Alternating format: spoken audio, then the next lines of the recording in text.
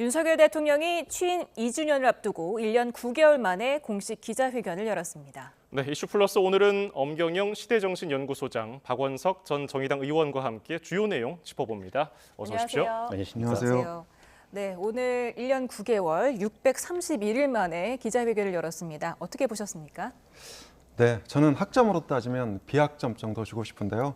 일단 대략 키워드로 보면 책임, 진심, 약속 이런 것들이 돋보였다고 생각을 합니다. 특히 책임 부분에 있어서는 그동안 각종 언론 기자회견이라든지 질의응답을 통해서 다소 좀 부족하지 않았냐 이런 지적들이 많았는데 이번에는 이제 대체로 소탈하게 책임을 인정했다. 특히 총선 참패 원인이 정확히 나다 이렇게는 얘기 안 했지만 정권 심판으로 선거가 치러졌고 그것 때문에 졌다 이렇게 이제 발언을 했는데요. 저는 취임 이후 가장 전향적인 그런 기자회견이었다 이렇게 평가하고 싶습니다. 네, B학점을 주셨는데 몇 학점 주시겠습니까? 엄 소장님이 학점으로 말씀을 하셔서 저는 재수강을 하셔야 될 것 같아요. D학점입니다. 무엇보다 이제 총선 참패 이후에 대통령 기자회견이었기 때문에 총선 민의가 그 기자회견 속에 얼마나 담기느냐 이게 이제 이 주목받는 대목이었는데 그 총선에서 나타난 민심을 담기에는 굉장히 부족한 기자회견이었다고 생각합니다. 사실은 이번 총선 결과를 통해서 국민들이 윤 대통령에게 기대하고 바라는 것은 성찰과 변화인데요. 일부 이제 태도나 또 대통령의 그 수사에 있어서 변화는 있었습니다만 국정기조의 이 전환을 기대하기엔 좀 어려운 그런 기자회견이었고 또 이제 민감한 현안들 지금 야당이 요구하고 있고 국민이 관심을 갖고 있고 또 국민적 지지가 있는 뭐 김건희 특검 또 최혜병 특검에 대해서는 종전의 입장을 계속 고수하는 그런 답변을 했기 때문에 총선 전과 총선 이후에 달라진 게 과연 뭘까라는 회의감이 더 큰 그런 기자회견이 아니었나 싶습니다. 예, 각각 B학점과 D학점을 주셨는데 여야도 비슷한 학점을 준 것 같아요. 평가가 엇갈렸는데 이런 평가는 어떻게 들으셨습니까? 네, 저는 이제 박 의원 말씀도 일부 일리가 있지만 그러니까 국정기조라고 얘기하면 저는 이제 대략 5대 개혁 그러니까 3대 개혁 플러스 의료 플러스 정부 개혁 이렇게 해서 이제 5대 개혁을 꼽고 싶고요. 그리고 경제 정책, 그러니까 재정 효율성을 중심으로 하는 경제 정책, 게다가 대외 관계. 저는 이런 것들은 그러니까 세계적 흐름하고도 연관이 돼 있고 방향은 대략 맞다고 봅니다.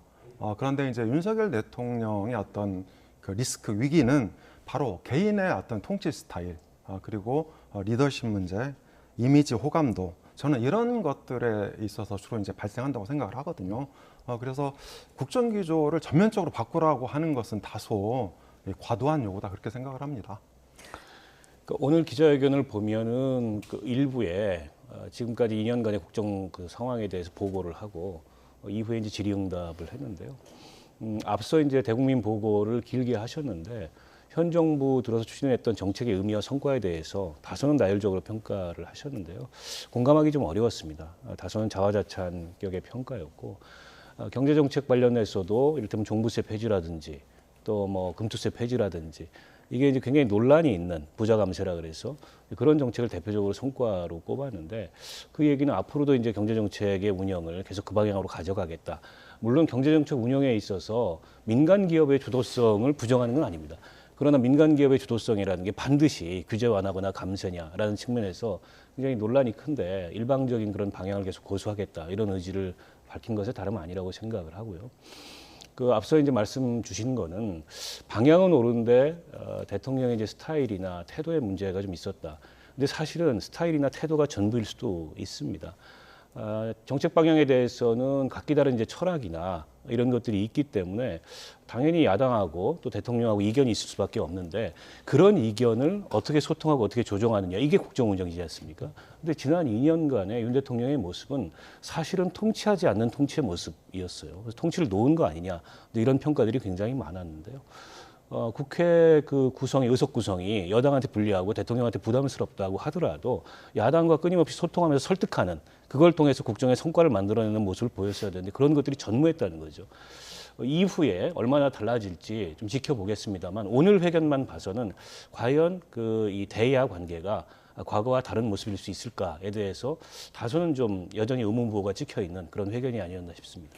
네, 지금 여야 반응이 엇갈리고 있다라고 말씀을 드렸는데 여당 안에서도 조금은 다른 목소리가 나오고 있는 것 같습니다. 유승민 전 의원이 지금 갑갑하고 답답하다고 평가를 했거든요. 어떻게 보셨습니까?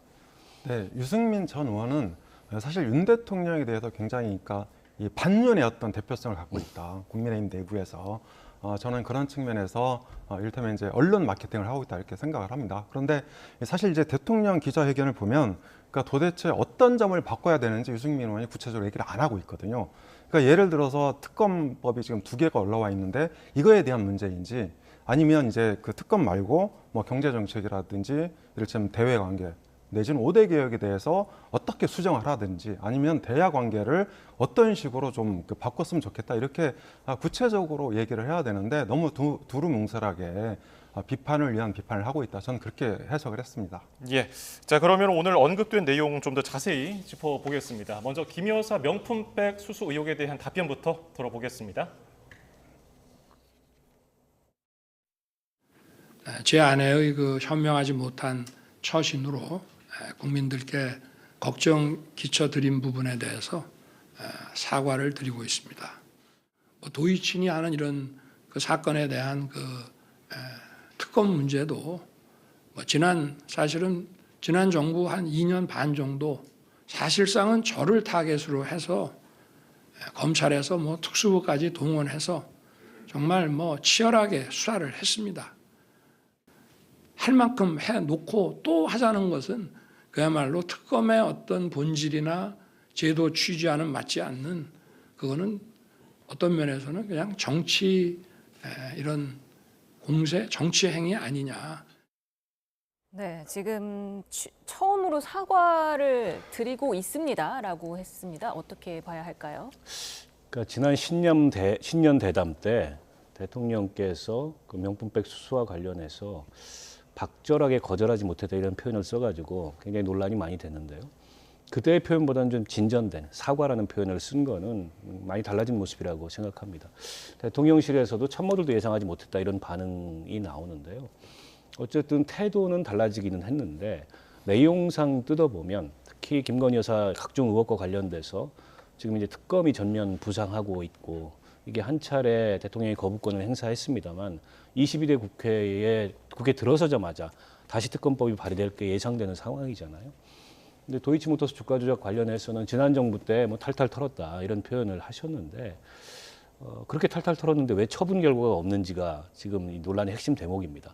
이 고발 사건이고 피고발인 김건희에 대한 처분 결과가 있어야 됩니다. 의혹이 없다면 불기소 처분을 내리면 되는데 지금 검찰도 경찰도 어떤 수사기관도 그에 대해서 처분 결과를 내놓지 않고 있기 때문에 이게 검찰이 수사를 못하는구나 더 이상 무언가에 가로막혀서 그렇다면 특검을 할 수밖에 없는 게 아니냐 이게 이제 논리적 귀결이거든요. 그런데 이렇게 수사를 한 걸 가지고 또다시 수사하자는 건 정치 공세에 불과하다. 결과가 없기 때문에 특검으로 가자는 거거든요. 그에 대해서는 대통령께서 국민이 좀 납득 가능한 그런 해명을 오늘 하지 않으셨다 이렇게 생각합니다. 예, 엄 소장님은 어떻게 평가하십니까? 네, 김건희 여사의 명품백 논란은 국민들의 감정선을 건드리는 건 맞습니다. 하지만 저는 이게 이제 정치 공작 사안과 함께 맞물려 있어서 좀 더 사안을 면밀히 들여다봐야 되는 거고요. 네, 그리고 최근에 이원석 검찰총장이 법에 따라서 엄정하게 조사하겠다 이렇게 해서 이 김건희 의혹 논란에 대해서 수사 속도를 내고 있습니다. 그래서 이런 상황을 좀 지켜봐야 될 것 같고요. 그리고 민주당과 조국혁신당도 총선 과정에서 이 영평고속도로 의혹을 덧붙여서 국회 개원 이후에 종합특검법을 발의하겠다 이렇게 총선 공약으로 약속을 했거든요. 그런데 이제 국회 개원 협상이 다소 늦어질 가능성도 있기 때문에 저는 두세 달 정도의 시간적 여유가 있다고 봅니다. 그래서 이 기간 동안에 검찰의 수사를 지켜보고 그리고 만약에 그게 미흡하다면 그때 김건희 특검법을 발의를 해도 늦지 않다. 저는 그렇게 보고 있습니다. 네, 그런가 하면 민주당 단독 처리로 본회의를 통과한 최상병 특검법에 대한 질문도 나왔었는데요. 이에 대한 답변도 함께 들어보시죠. 모든 절차가 마무리되면 또 국민 여러분께 수사 그 당국에서 아마 상세하게 그 수사 그 경과와 또 결과를 잘 설명을 할 것인데 그걸 보고 만약에 국민들께서 이거는 봐주기 의혹이 있다. 납득이 안 된다라고 하시면은 그때는 제가 특검하자고 먼저 주장을 하겠습니다. 그러나 일단은 특검의 취지를 우리가 보더라도 진행 중인 이런 수사와 사법 절차를 일단 좀 지켜보고 예, 최상병 특검법에 대한 얘기 들어보셨는데 이게 조건부로 수용을 한 건지 아니면 거부를 의사를 밝힌 건지 어떻게 해석하십니까? 우선은 이제 거부권을 시사하신 거죠. 그리고 이제 조건부 수사라고 해석이 되는 대목은 지금 공수처나 경찰이 나눠서 이 수사를 하고 있는데 그 수사 결과가 미진하다면 그때 논의할 수 있는 거 아니냐라고 이제 좀 덧붙이셨는데 지금 당장 국회에서 그 통과된 특검법에 대해서는 이게 제의가 올라오면 거부권을 행사하겠다라는 그 의사를 좀 분명히 했다고 보고요. 근데 지금 공수처가 이 사건을 수사를 시작한 지 지금 수개월이 지났는데도 별다른 수사의 진전이 없는 게 사실이고요. 경찰도 마찬가지고. 그러나 이제 사건의 각종 증거가 될 수 있는 통신 기록이나 이런 것들이 이제 이 시효가 다 돼가지고 이제 삭제될 시효가 임박해 있는 상황입니다. 때문에 이게 시간이 굉장히 중요한데 언제까지 공수처 수사, 경찰 수사를 마냥 기다릴 수는 없는 거거든요. 그런 점에서 이게 기존에 이 사건을 담당하고 있는 수사기관에서 진척이 없기 때문에 특검을 하자고 주장을 하는 거고 국민들의 지금 이 공감대가 굉장히 높아요. 여론조사에 의하면은 뭐 70% 가까이 국민들이 그 국회에서 통과된 특검법에 공감을 하고 있는데 대통령께서는 종전과 별로 다르지 않은 입장을 밝히고 계셔서 과연 이제 국민들을 설득할 수 있을까 걱정이 되는 대목입니다. 예, 엄 소장님은 어떻게 해석하셨습니까? 네, 저는 정부를 관할하는 대통령 입장에서 절차에 따라서 특검법에 대한 원론적인 입장을 피력할 수밖에 없다 이렇게 보고 있습니다. 그런데 사실 이 공수처는 민주당이 만든 기관이고 그리고 물론 이제 지금은 이제 처장이 없지만 거기에 검사나 수사관들도 민주당의 영향을 많이 받는 사람들로 구성이 돼 있거든요. 그런데 이게 최상병 사건이 작년 7월에 일어났고 그러니까 문제가 본격적으로 제기된 게 8월부터입니다. 그래서 공수처가 너무 늦장 수사를 하면서 이 관련 의혹을 키운 측면이 있다. 저는 그렇게 보고 있고요. 그리고 여기에 덧붙여서 이종섭 전 호주 대사 논란도 마찬가지 아닙니까? 그러니까 작년 말에 이제 이 출국 금지를 걸었는데 이거를 2번씩 연장해 가면서 수사는 한 번도 안 하고 그래서 결국은 그것이 총선에도 민주당한테 유리하게 작용이 됐다. 저는 그렇게 보고 있고요. 그래서 이 문제는 사실 공수처가 최근에 속도를 많이 내고 있습니다. 그래서 충분히 이걸 그러니까 지켜보고 특검법을 발의해도 늦지 않다. 그리고 이제 윤 대통령도 그렇게 될 경우에 특검법을 수용하겠다. 그러니까 조건부 수용 의사를 저는 밝힌 거로 보고 있습니다. 네, 윤 대통령은 또 조국 대표, 이준석 대표 이렇게 또 얘기를 만날 의향이 있냐는 질문과 한동훈 전 위원장에 대해서도 답변을 했는데요. 함께 듣고 얘기 나눠보겠습니다. 조국혁신당 조국 대표, 또 개혁신당 이준석 대표와도 만날 의향이 있으신지 궁금합니다. 제가 뭐 소통을 강화하겠다고 하고 특히 또 언론과의 소통, 정치권과의 소통을 더 열겠다고 말씀을 드렸습니다. 어떤 정치인도 선을 긋거나 하지 않고 늘 열어놓겠습니다. 우리 비서실장 또 원내대표 한동훈 위원장 이렇게 아마 점심 먹는 자리에서 그런 얘기가 나온 것 같은데 좀 오해가 있었던 것 같습니다. 그리고 바로 그 문제는 풀었고요. 해소를 했고 이제 정치인으로서 확고하게 자리매김을 했다고 저는 생각합니다. 그래서 앞으로 그 정치인으로서의 길을 잘 걸어 나갈 것이라고 생각합니다. 아니 저와 뭐 20년이 넘도록 이렇게 교분을 맺어온 한동훈 위원장을 뭐 언제든지 만날 것이고요. 예, 이준석 대표, 조국 대표를 만날 수 있다는 뜻을 내비쳤는데 실제로 만남 성사 가능성에 대해서는 어떻게 보십니까? 네, 저는 결국 만날 거라고 봅니다. 왜냐하면 조국 대표나 이준석 대표를 만나지 않게 되면 여야 협치에 대한 진정성이 훼손이 될 수가 있거든요. 네, 그리고 이제 이재명 대표 같은 경우에는 이제 막 사법 리스크의 입구로 들어가는 그런 상황이지만 조국 대표는 2심에서 실형 2년을 받은 거고, 그리고 이준석 대표는 사법 리스크가 거의 없는 상태거든요. 그래서 이재명 대표를 만나는 것보다 저는 조국 대표나 이준석 대표를 만나는 게 부담이 덜하다. 그래서 결국은 만날 수밖에 없다고 생각을 합니다. 네, 한동훈 전 위원장에 대한 발언은 어떻게 보셨습니까? 사실은 한동훈 그 전 위원장 같은 경우에는 윤석열 대통령의 최측근 중에 한 분이었는데 두 분 사이의 기류가 예전 같지 않다. 뭔가 이상 기류가 흐른다. 이런 여러 가지 관측이나 해석들이 있었습니다. 저는 오늘 기자회견에서 좀 느낄 수 있었는데요. 윤석열 대통령이 답변하신 내용을 보면 한마디로 표현하면 무운을 빈다. 뭐 이런 정도의 그 느낌이에요. 근데 이제 무운을 빈다는 게 정치권에서 사실은 그게 뭐 격려나 진정성 있는 어떤 그 앞길에 대한 기대 이런 의미보다 약간은 이제 비아냥이 섞인 거잖아요. 그런 느낌이어서 총선을 치르면서 두 분 사이에 흐르던 이상 기류가 조금은 더 커진 것 아니냐 이런 느낌을 받았고요. 그렇다 하더라도 한동훈 비대위원장을 안 만나진 않겠죠. 어떤 식으로든지 만나기는 할 텐데 한동훈 비대위원장이 전당대회에 나올지 향후의 거취에 대해서 아직 좀 불확실하긴 합니다만 만약 한동훈 전 위원장이 전당대회에 나온다면 그것은 상당 정도 윤석열 대통령과의 차별화를 전제로 다른 길을 가겠다라는 선언일 가능성이 높고 그렇게 될 경우에 두 분 사이의 향후에 그 두 분 관계는 또 예측할 수 없는 방향으로 흐르지 않을까 싶습니다. 예, 그런가 하면은 건강 문제로 잠시 경상에 휴가를 떠나는 이재명 대표에게 윤석열 대통령이 안부 전화를 했다는 내용이 민주당을 통해서 전해졌습니다. 이거는 최근에 논란이 됐던 뭐 비선 논란을 해소하기 위해서입니까? 아니면 실제로 두 인물이 관계를 좀 돈독히 하는 겁니까? 네, 저는 비선 논란을 해소하기 위해서 그러니까 전화 통화를 한 것으로 보고 있습니다.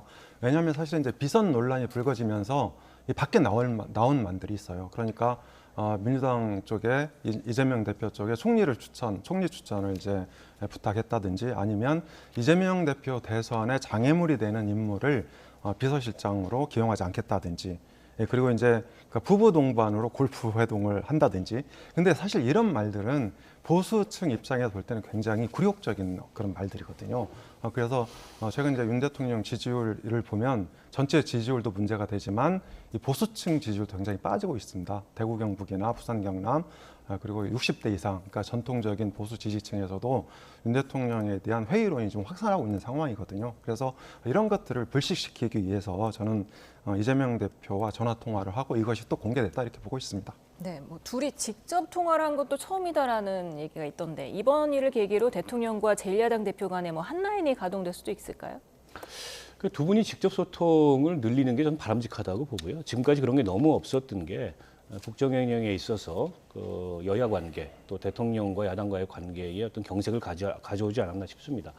저는 최근에 있었던 비선 논란을 지켜보면서 드는 생각이 그분들이 진짜 비선일까 이런 생각이 들었어요. 진짜 비선이라면 저런 얘기가 나오면 안 됩니다, 밖으로. 대통령과 야당 대표 사이에 누군가를 두고서 간접적으로 나눈 대화를 하더라도 그런 얘기가 저렇게 세세하게 적나라하게 밖으로 흘러나온다는 것 자체가 제가 보니까 별로 바람직하지 않은 것 같고 그 두 분이 각각 대통령 혹은 이재명 대표하고 친분이 있고 또 두 그 영수회담을 하는데 모종의 역할을 했다 손 치더라도 그걸 언론에도 대고 저렇게 얘기하는 게 정상적인가 싶고요. 저는 야당 대표와 대통령 사이에 아주 공적인 얘기뿐만이 아니라 다소는 사적인 얘기를 포함한 그런 긴밀한 대화들이 있는 게 정상적이라고 생각합니다. 그리고 그게 다 공개되는 거 전혀 바람직하지 않다고 보는데요. 이렇게 되면 앞으로 대통령과 야당 대표 사이에 진솔한 대화가 과연 오갈 수 있을까 어떤 방식으로든지 그런 면에서 이번 비선 논란은 전혀 바람직하지 않은 방향으로 이게 진행되고 있는 게 아닌가 싶습니다. 예. 자, 한동훈 전 위원장에 대해서도 다시 한번 또 얘기를 꺼내 보면은 총선 이후에도 좀 관심도라든지 언론의 또 이런 조명 그리고 지지층 사이에서도 계속 얘기가 나오는 것 같아요. 이 점에 대해서는 뭐 어떻게 분석하고 계십니까? 네, 아까 박 의원께서 말씀하신 그 두 분의 관계, 저는 이제 이렇게 윤석열 대통령이 한동훈 비대위원장에 대해서 호의적인 그러니까 발언을 한 거는 그러니까 상하 관계가 더 이상 아니다. 그러니까 뭐 형제 관계 내지는 동반자 관계다. 저는 이렇게 선언을 했다고 보고 있고요. 그리고 한동훈 비대위원장에 대한 당대표 출마론이 계속 나오고 있는 이유는 그러니까 역설적인 그런 문제가 있습니다. 일단 대통령 지지율이 너무 낮다. 그러니까 총선 참패 이후에 수습이 안 되고 있는 거죠. 거기다가 또 이게 보수 재건을 위해서는 여기에 걸맞는 중량감 있는 인사가 필요하다는 거죠. 그런 면에서 저는 이 한동훈 비대위원장의 어떤 역할론이 점점 커지고 있고 특히 이제 보수 강성 지지층 쪽에서는 훨씬 더 흐름이 강해지고 있습니다. 그래서 저는 한동훈 전 비대위원장의 당대표 출마가 거의 이제 불가피한 수순이다 이렇게 보고 있고요. 또 만약에 그 박 의원 말씀하신 대로 당선이 되게 되면 윤석열 대통령과 새로운 어떤 이제 관계를 정립해야 되는 그런 과제를 안게 되겠죠. 네, 같은 생각이십니까? 당대표 출마 불가피합니까? 그러니까 최근에 황우여 비대위원장이 전당대회 연기론을 띄웠어요. 그러니까 한동훈 비대위원장한테 시간을 좀 주려고 하는 거 아니냐 이런 해석들이 나오는데 저도 출마 가능성이 높아지고 있다고 봅니다. 만약 출마하게 된다면 아마 적수가 없을 거예요. 지금 보수 정당 내의 인물 지형으로 봤을 때. 다만 이제 한동훈 비대위원장이 지난 총선의 참패를 딛고 국민의힘에 어떤 비전을 보여줄 건가 이건 본인의 숙제이고 또 본인의 정치력의 문제겠죠. 아직까지는 그런 데 있어서는 좀 여전히 의문부호가 찍혀 있는 게 사실이고요. 대통령과의 관계를 어떻게 설정하느냐는 사실은 좀 부차적일 수 있다고 봅니다. 왜냐하면 대통령이 이제 임기 후반이고 레임덕이 찾아올 수밖에 없고 그러면 여당은 여당대로 여당의 길을 가야 됩니다. 한동훈 비대위원장이 아무리 대통령과 이전의 관계가 돈독했다 하더라도 윤 대통령만 보면서 이 여당 대표직을 수행할 수가 없어요. 여당 나름대로의 그런 비전이나 또 계획을 제출할 수밖에 없는 거고 그런 점에 비춰봤을 때 일정한 차별화는 불가피하다 이렇게 봅니다. 예, 이슈 플러스 오늘은 정치권 소식 살펴봤습니다. 엄경영 시대정신연구소장, 박원석 전 정의당 의원이었습니다. 두 분 고맙습니다. 고맙습니다. 감사합니다.